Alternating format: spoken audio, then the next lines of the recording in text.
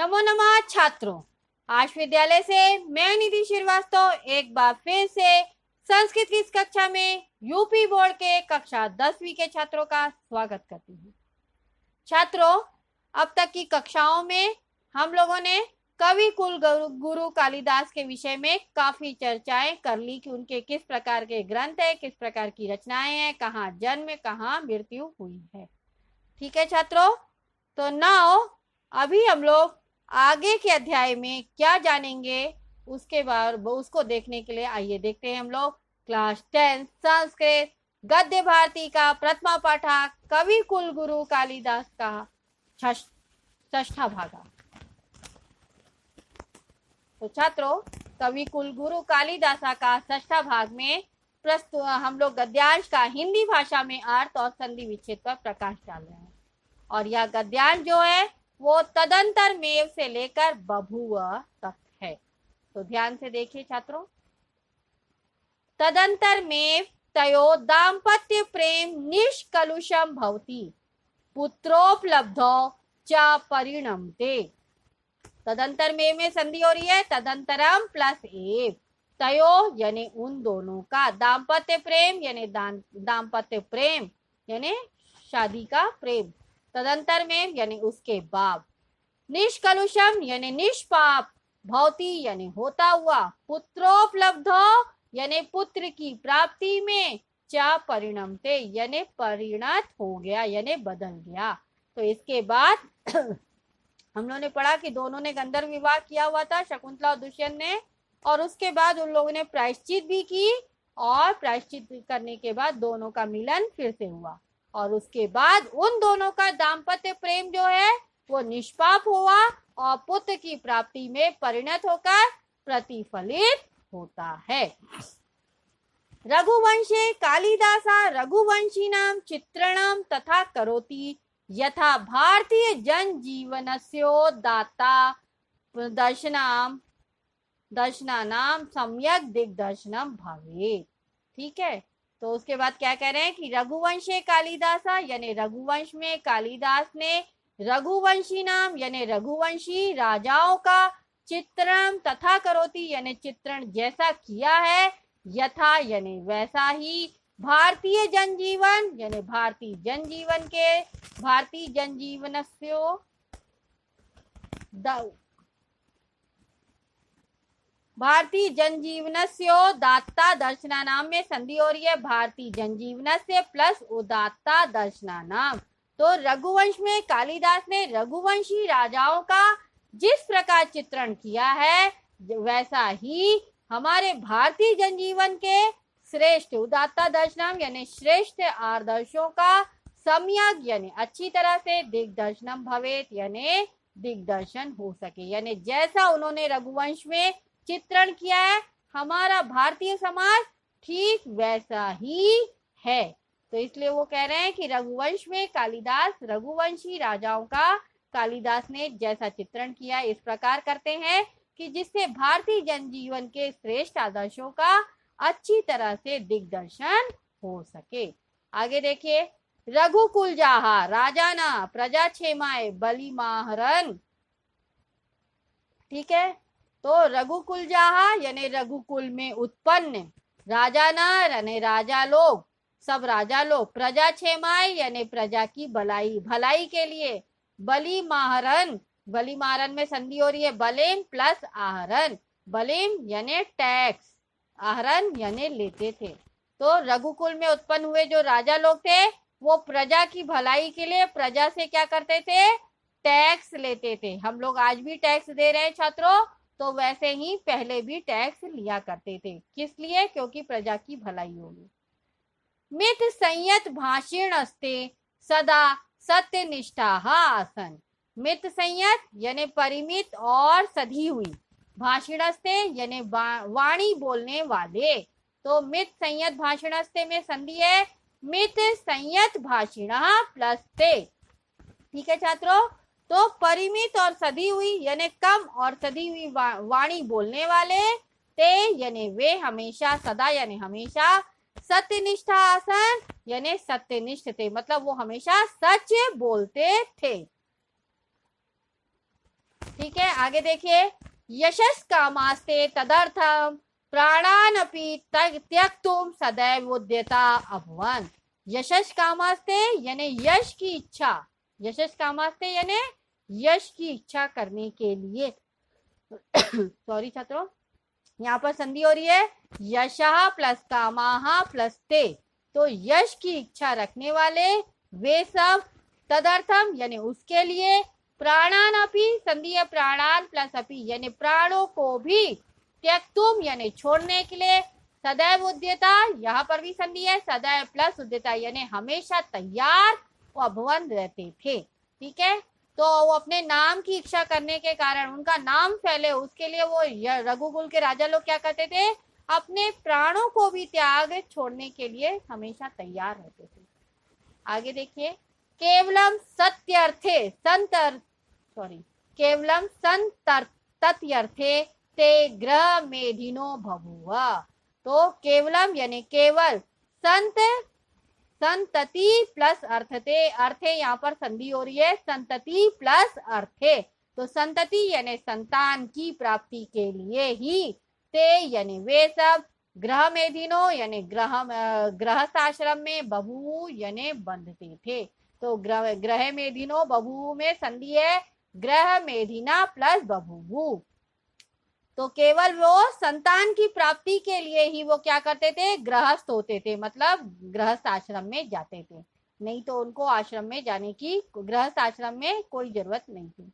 आगे देखिए, शैशवे विद्यार्जनम यौवने रंजनम वार्धक्ये मुक्ति अर्थम मुनिवदाचरणम तेषाम व्रतमासीत, यानी उन रघुकुल राजाओं का क्या नियम था, शैशवे विद्यार्जनम यानी बचपन में वो विद्या प्राप्ति के लिए जाते थे, और यौवने रंजनम, यौवने यानी युवावस्था में, रंजनम यानी मौज मस्ती, और वार्धक्य यानी और बुढ़ापे में, मुक्त्यर्थम यानी मुक्ति के लिए, मुक्त्यर्थम मुक्ति के लिए, मुनिवदाचरणम यानी मुनियों के समान आचरण, तेषाम यानी उनका, व्रतम आसीत, यहाँ पर संधि हो रही है व्रतम प्लस आसीत यानी उनका व्रत था, यानी बचपन में वो विद्या प्राप्ति के लिए, युवावस्था में मौज मस्ती के लिए, और वृद्धावस्था में मुक्ति के लिए मुनियों के समान आचरण करना उनका नियम था, व्रत था। बाल वृद्ध वनिता दीनाम यदाचारणम कालिदास काव्ये निरूपितम तत्सर्वथा भारतीय संस्कृति गौरवानुरूपमेव।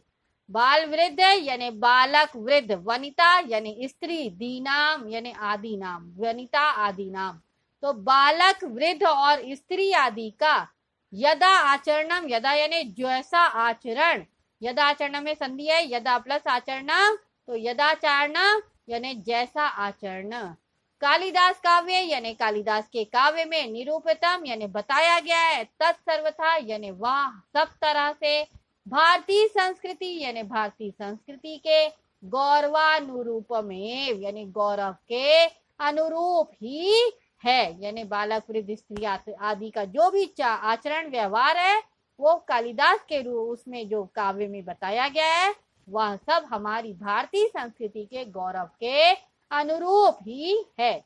आगे देखिए, आही भवता सिंधु वेलाम यावत विकीर्णा भारत गौरव गाथा कालिदासेन स्वकृति शूप निबद्धा। ठीक है, तो क्या बोल रहे हैं, आही भवता, आही भवता यानी आही यानी हिमालय, तो आही भवता यानी हिमालय से लेकर सिंधु वेलाम यानी समुद्र तक। ठीक है, तो आही भवता यानी हिमालय से लेकर सिंधु वेलाम यानी समुद्र तट तक, यावत यानी तक, विकीर्णा यानी जहां तक फैली है, गाथाएं, भारत गौरव गाथाएं यानी भारत की गौरव की गाथाएं, कालिदासेन यानी कालिदास ने भी अपनी रचनाओं में, स्वकृति यानी अपनी रचनाओं में, शूप निबद्धा यानी निबद्ध की है, तो हिमालय से लेकर समुद्र पर्यंत जितनी भारत के गौरव की गाथाएं फैली हैं वह सब कालिदास ने अपनी रचनाओं में खूबसूरत ढंग से निबद्ध किया है, यानी रचा है, लिखा है।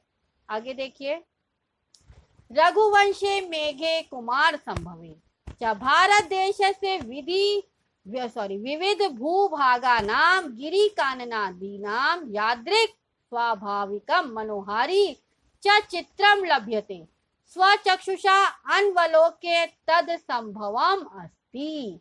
क्या बोल रहे हैं? रघुवंशे मेघे कुमार संभवे, यानी रघुवंश में मेघ में और कुमार संभव में भारत देश यानी भारत देश के विविध भूभागा नाम यानी विविध भूभागों का और गिरि काननादीना नाम यानी पहाड़ों पर्वतों और जंगलों का यादृक स्वाभाविकम मनोहारी यानी यादृक यानी जैसा स्वाभाविक मनोहारी चित्रण चित्रण लभ्यते यानी चित्रण जैसा मिलता है, लभ्यते यानी मिलता है। स्वचक्षुषा यानी स्व यानी अपनी, चक्षुषा यानी आंखों से, अनवलोक्य यानी देखे बिना, तद संभवमस्ति यह संभव नहीं है। तो स्वचक्षुषा अनवलोक्य में भी संधि है, स्वचक्षुषा प्लस अनवलोक्य, और तत्संभवती में भी है तत् प्लस असंभवम प्लस अस्ति। तो क्या बोल रहे हैं छात्रों कि रघुवंश, मेघदूत और कुमार संभव में भारत देश के विविध भूभाग, पर्वत और वनों का जैसा स्वाभाविक और मनोहर चित्र मिलता है अपनी आंखों से देखे बिना यह असंभव ही है। आगे देखिए, तथाविधम तस्य देश प्रेम तस्य काव्योत्कर्षम समुद्र दृढ़यति। तथाविधम यानी उस प्रकार का, तस्य यानी उनका, देश प्रेम यानी देश प्रेम, तस्य यानी उनके, काव्योत्कर्षम यानी काव्य की श्रेष्ठता को, समुद्रयति यानी दृढ़ करता यानी मजबूती प्रदान करता है। तो उस प्रकार का उनका देश प्रेम जो है उनके काव्य की श्रेष्ठता को दृढ़ता प्रदान करता है। संतु तत्रानल्पा संस्कृत कव्या किंतु कस्यापि कालिदासेन साम्यम नास्ति। संतु यानी ठीक है या भले ही, तत्रानल्पा यानी वहां पर, अनल्पा यानी बहुत सारे, संस्कृत कव्या यानी संस्कृत के बहुत से कवि, किंतु यानी किंतु, कस्यापि यानी कोई भी, कालिदासेन यानी कालिदास के, साम्यम नास्ति यानी सामने नहीं टिकता है यानी नहीं है उनके समान। तो क्या करे कि भले ही संस्कृत के बहुत सारे कवियों, किंतु किसी की भी कालिदास से साम्यम नास्ति यानी समानता नहीं है। साधु उत्तम यानी ठीक कहा गया है, साधु उत्तम में संधि है साधु प्लस उत्तम यानी इसलिए कहा गया है, उचित कहा गया है। केनचित यानी किसी के द्वारा, कालिदासानुरागिणाम यानी इसीलिए कालिदासानुरागिणाम यानी साधुत्तम यानी किसी के द्वारा ठीक कहा गया है कालिदास के प्रति प्रेम का। क्या कहा, यहाँ पर संधि है कालिदास प्लस अनुरागिणाम। क्या कहा गया है देखिए, पूरा कवि नाम गणना प्रसंगे कनिष्ठिकाधिष्ठित कालिदासा अद्यापि ततुल्य कवेर भावा दनामिका सार्थवती बभुवा। तो पूरा कवि नाम यानी पूरा यानी प्राचीन समय में, कवि नाम यानी कवियों में, गणना प्रसंगे यानी कवियों की गणना करने में, कनिष्ठिकाधिष्ठित कालिदास यानी कनिष्ठिका यानी छोटी उंगली को हम लोग क्या कहते हैं, कनिष्ठिका। तो कनिष्ठिका अधिष्ठित यानी यहाँ पर रखा गया है किसको, कालिदास को। पहले के समय में, प्राचीन काल में कवियों की गणना करने में कनिष्ठिका अधिष्ठित, कनिष्ठिका यानी छोटी उंगली में कालिदास को रखा गया, क्योंकि हम लोग इसको सर्वप्रथम मानते हैं, इसलिए कालिदास का नाम सर्वप्रथम संस्कृत कवियों में लिया जाता है। अद्यापि संधि है अद्य प्लस अपि, आज भी, ततुल्य कवेर भावादनामिका सार्थवती बभुवा। ततुल्य कवेर भावादनामिका में भी संधि है, ततुल्य कवेर भावात प्लस अनामिका। तो क्या कह रहे हैं, अद्यापि यानी आज भी, उनके ततुल्य कवेर भावात यानी उनके बराबर कवि ना होने से, अनामिका यानी अनामिका कौन सी है, ये वाली उंगली को अनामिका कहते हैं। तो अनामिका सार्थवती बभुवा यानी अर्थयुक्त हो गई है, यानी इसकी कोई सार्थकता नहीं रहेगी, इसको हम लोग प्रथम नहीं गिनते, हमेशा प्रथम ये उंगली गिनी जाती है। तो इसलिए कालिदास का नाम कनिष्ठिका उंगली पर लिखा गया है और अनामिका उंगली अर्थयुक्त यानी असार्थक हो गई है। तो प्राचीन काल में कवियों की गणना करने के प्रसंग में कालिदास का नाम सबसे छोटी उंगली पर रखा गया है, अर्थात सर्वप्रथम गिना जाता है। और आज भी उनके बराबर कवि के ना होने से अनामिका उंगली अर्थयुक्त हो गई है। तो छात्रों, इसी के साथ यह अंश यहाँ पर समाप्त होता है और इस अंश के समाप्त होते ही यह अध्याय भी यहाँ पर समाप्त हो रहा है। आज के इस अंश में अगर आपको कोई भी डाउट है तो आप आश विद्यालय के ऐप्स को लाइक करके क्वेरी में जाकर अपना डाउट पूछ सकते हैं। मैं आपका जवाब जल्द से जल्द दूंगी। तब तक के लिए धन्यवाद छात्रों। नमो नमः।